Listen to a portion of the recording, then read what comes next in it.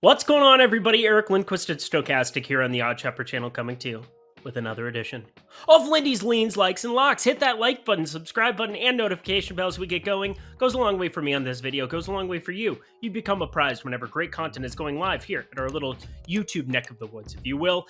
Looking forward to Monday's slate, a 6-gamer. I took NBA off this weekend, had a really good start of the week last week, had a really terrible end of the week. Looking to bounce back in a big way here in the NBA streets, in a way you can guarantee yourself a W right now is over at DraftKings. If you haven't signed up yet, I know it's the biggest sports book and everybody signed up there for the most part, but if you haven't, congratulations. You're going to get $200 in free bets right now when you bet $5 on anything in the video description box below.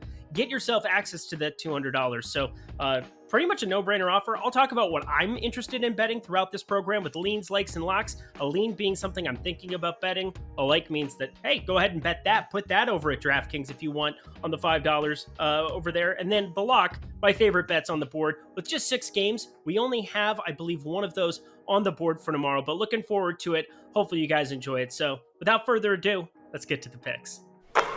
We get a new week started with Pelicans and Wizards in the nation's capital. No Zion Williamson, no Brandon Ingram still for the Pelicans, and no Bradley Beal here for the Wizards. Lots of star power missing, but we've seen enough games of late for both of them. We kind of know what to expect from both sides. Well, sort of. You see, Larry Nance Jr. is probable for Monday's tilt, so anyone who's backed Jonas Valanciunas, the big there, for the Pelicans, they know that Nance has closed over him a number of times. Now, with Daniel Gafford playing more minutes alongside Kristaps Porzingis for the Wizards, there is a chance for both Nance and J-Val to close the game together.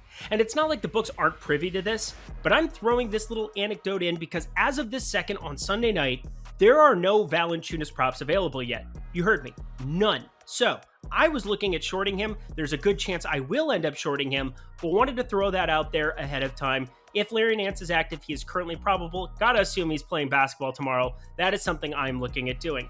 Considering there's no injury news on the horizon here, picking a side or total, that feels ultra efficient and tough to beat for me. Hence, I'm leaning towards the prop world. And what I'm going to be looking in addition to shorting Valanciunas when numbers open, I'm looking at CJ McCollum here off a night of rest. And while certainly nothing looks crazy advantageous other than this at the moment, I'm liking the over this 25.5 number. It sits inside of minus 110 juice. It's a huge number, no doubt, but Zion and Ingram carry more usage than him when all three are active this season. But with them off the floor, McCollum goes from a 26.3% usage rate to a hefty 30.9%. And considering the close 1.5 spread, 2-point spread, depending on where you're looking, there is no doubt that you should be giving him the full allotment of minutes. He will be out there. He will be out there chucking. So a standard play of a standard unit, I like it. CJ McCollum over 20.5 points. Shipping up to Boston, whoa. I hate that song. Next for the Bulls, Celtics. They're playing in Boston, if you couldn't tell. And only one piece of injury news here. Marcus Smart doubtful, which boosts the profiles of both Malcolm Brogdon and Derek White more than anyone else. You know, because they're more ceiling with Jason Tatum and Jason. I combine them. I always do that. Jason Tatum and Jaylen Brown. They're two different people, but the obvious thing is that they are number one in adjusted offensive rating because of those two. Tatum's a 98th percentile player in estimated plus minus. Brown is 92nd percentile. And despite Tatum settling for too many mid-range jumpers this year, his effective field goal percentage of 63.9% at the rim is just murdering the opposition. And wouldn't you know it, Bulls' big Nikola Vucevic is just a nothing on the defensive end of the floor.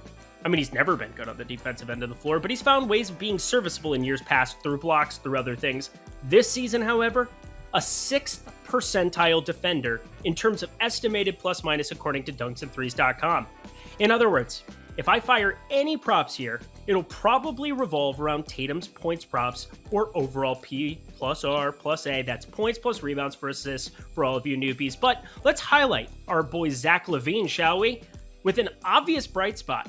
At the end of our week, he salvaged a couple of bets for me that I needed at the tail end of last week. Converted on back-to-back nights, Friday, Saturday. That was lovely stuff. But he has found a way to get it done of late. In fact, with DeRozan garnering as much defensive attention as he does, LaVine has been enjoying some rather clean looks from three, going an absurd 17 for 25 over the weekend. Now, is that sort of a shooting sustainable? Of course it's not, but he'd be in the Hall of Fame if it was. That'd be pretty cool. But you're damn right, I'm running back this parlay that I gave you last Friday. It was lovely. We're going back to it. Zach LaVine over 23.5 points and the over of 2.5 threes. Why do I do this? Well, it's a nice way to cut a little bit of the juice off the top. If he goes over the 23.5, more than likely, based off of what he's been doing in these games that he's gone off, he is shooting a ton of threes. 25 shot attempts from three in his last two. That is just how teams have started to play them, with DeRozan and Vucevic being effective offensively as well. So, seems like a priority for the Bulls offense to keep this going, keep their winning streak against better opposition going too, beating the Nets, Sixers, Jazz their last three. So lock it in, enjoy it fam. My lock parlay of the day and only lock of the day, Zach LaVine over 23.5 points plus the 2.5 from three. The Knicks host the Bucks next, and Giannis in the Garden? Oh, sounds like fun to me. Just absurd stuff we're seeing from the top tier of the NBA this season. Jokic, Doncic, Giannis. The studs are just way better than I can ever remember.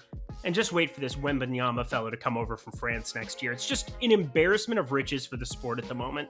Anyways, this Giannis fellow, pretty good at basketball. So it's pretty sensical that we like the Milwaukee Bucks here. But I want to highlight running mate Jrue Holiday.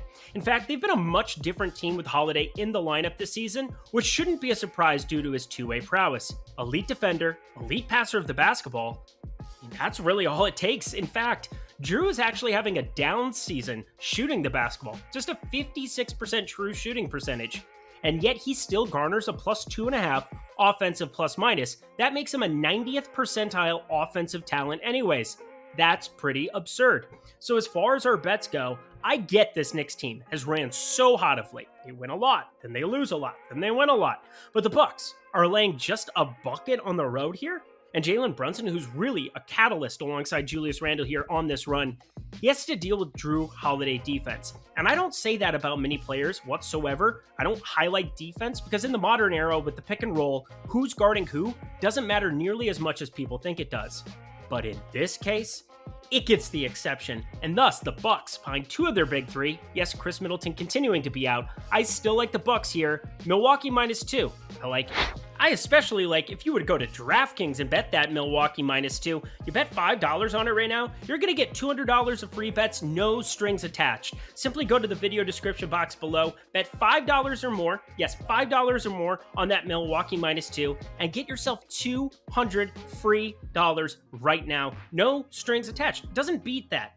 It guarantees you a win before your day even starts. So if you haven't signed up at DraftKings, good news. You have an opportunity to get $200 to free roll yourself for the rest of the week. Alrighty, y'all, back to the picks. Here we have the Memphis Grizzlies hosting the San Antonio Spurs. And while there is no spread out here yet, I can tell you one thing. It could be massive. Like -11, -12, -13 type massive. Now, I could see that not being the case. John Morant, he was out for Sunday's game with a thigh bruise, and Steven Adams sat with an illness. But if they play on this back-to-back, both of them, the spread will be gigantic. And even if they don't play, that's where the ineptitude of this Spurs team comes into play. Devin Vassell, great score, out for a long time. Keldon Johnson, questionable for this one. Jakob Poeltl has been playing limited minutes, which makes sense because I'm 99.9% sure the Spurs will want to move him before the deadline. Now, last thing about this game, because again, there was no spread, no total, no props. Desmond Bane is unlikely to play for the Grizz in this one, as he's been resting back-to-backs coming off of his toe injury that kept him out for just over a month already this season. It's not like the books don't know that's a strong possibility, but there are a number of places, Prize Picks, No House Advantage, those are the top two, that may hang a fantasy score prop or two up that you can bet the over of Morant if everyone is introduced as questionable in the morning. And if Morant somehow ends up sitting, you don't take a loss there. It's simply a zero. It grades it out on a different pay scale. So I repeat, if there's a fantasy score for John Morant, take it in the morning on those sites. Anyways, that's about enough about this game. There's no line, no total, no props out yet. So let's lean Memphis money line to get the heck up out of here. And yes, I will be much more interested in the spread, but I kind of need to know what that number is. We're going to move along. Memphis money line, just a lean. I'm kind of secretly excited for this one. It's the surging Los Angeles Lakers facing the Denver Nuggets, Jokic and company in Denver.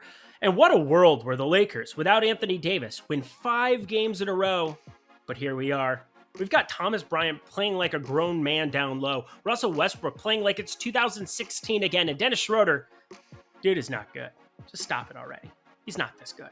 But I'm happy for him, if nothing else, because he's missed out on a massive contract with these very same Lakers 2 years ago by not signing on a multi-year deal. Took the 1 year, bet on himself. Did not go well.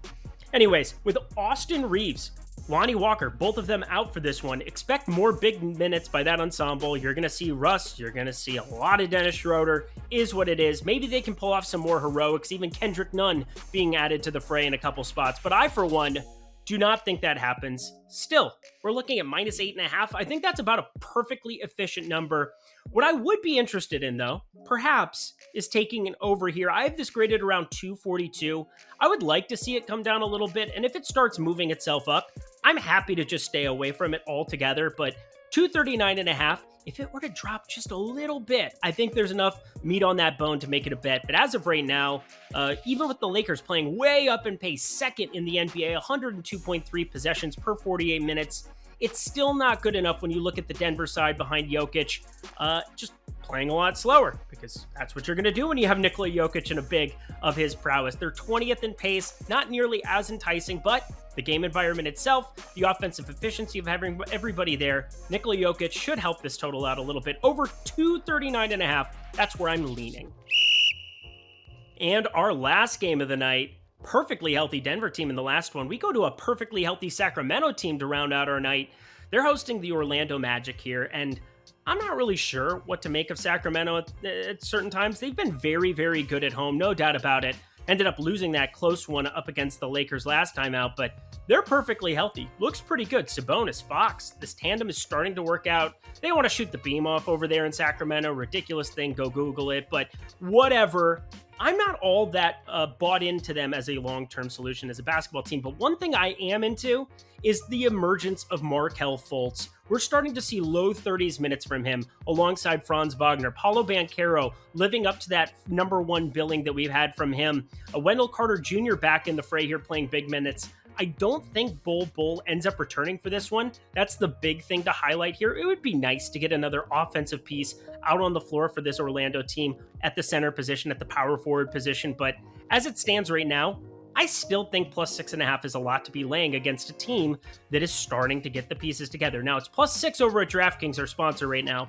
Probably going to be gearing away from it there, but at +6.5, it gets a meager, half-hearted little like from me to round out our night. I think this tandem of Banchero and Fultz is one you're going to want to be paying a lot of attention to going forward. And until Sacramento can figure it out on the defensive end of the floor, you got to take the 6.5 here.